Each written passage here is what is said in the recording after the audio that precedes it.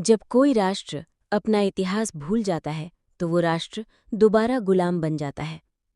भारत एक ऐसा देश जो कभी विश्वगुरु कहलाता था, जहां नालंदा और तक्षशिला जैसे विश्वविद्यालयों में दूर दूर से विद्यार्थी ज्ञान लेने आते थे, जहां आर्यभट्ट, चाणक्य और पतंजलि जैसे महान चिंतक जन्मे। लेकिन 1947 के बाद एक ऐसा अध्याय शुरू हुआ जहां इतिहास को तोड़ा मरोड़ा गया, सच्चाई को दबाया गया और जनता को झूठ परोसा गया। और इस झूठ का नाम था कांग्रेस का लिखा हुआ इतिहास। आपने स्कूल में क्या पढ़ा? कि भारत को नेहरू ने आज़ाद कराया था, कि गांधी ने अकेले अहिंसा से अंग्रेज़ों को हिला दिया था? पर सच क्या है? सच यह है कि अगर सुभाष चंद्र बोस की आज़ाद हिंद फौज न होती, अगर भगत सिंह, राजगुरु, सुखदेव जैसे क्रांतिकारी न होते, अगर सावरकर अंग्रेज़ों से लोहा न लेते, तो क्या अंग्रेज़ डरते? लेकिन कांग्रेस ने इन सब का नाम तक मिटा दिया। इतिहास की किताबों में बस एक ही नाम गूंजा, नेहरू परिवार।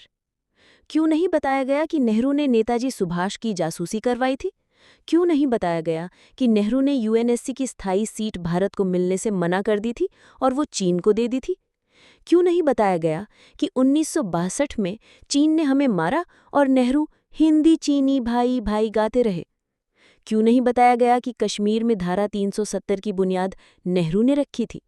क्यों छुपाया गया कि सरदार पटेल ने 562 रियासतों को जोड़ा पर कश्मीर को नेहरू ने बर्बाद किया? कांग्रेस की असलियत सिर्फ इतिहास तक नहीं रुकी, इसने आत्मसम्मान, आस्था और पहचान तक को रौंदा। राम को काल्पनिक बताया, राम सेतु को तोड़ने की याचिका डाली और वहीं तुष्टीकरण की राजनीति में बंटवारे की आग को हवा दी। 1947 में देश बटा और कांग्रेस खुश थी कि हमें सत्ता मिल गई। आज़ादी के बाद जब देश के गांव प्यासे थे, कांग्रेस के नेता स्विट्जरलैंड में बैंक अकाउंट खोल रहे थे। भ्रष्टाचार कांग्रेस की पहचान बन गया। Bofors, 2G, Commonwealth, Agusta Westland, हर घोटाले के पीछे वही चेहरा, गांधी नहीं, गांधी संज्ञा धारण करने वाला परिवार। लेकिन अब समय बदल रहा है। देश की युवा पीढ़ी अब जाग चुकी है। अब इतिहास व्हाट्सएप से नहीं, सच्चाई से लिखा जाएगा। अब हम पूछेंगे कि क्यों भगत सिंह को भारत रत्न नहीं मिला? क्यों सुभाष चंद्र बोस की मौत का रहस्य दबा दिया गया? क्यों गांधी के हर गलत निर्णय को महिमा मंडित किया गया?